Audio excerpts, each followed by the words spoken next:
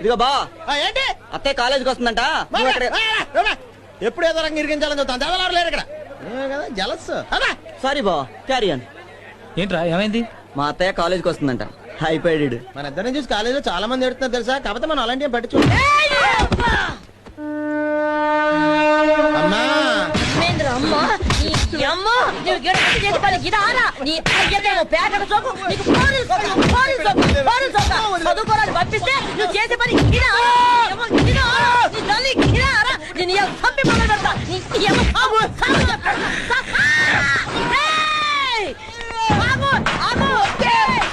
పరిగెత్తుకొచ్చేస్తున్నారు.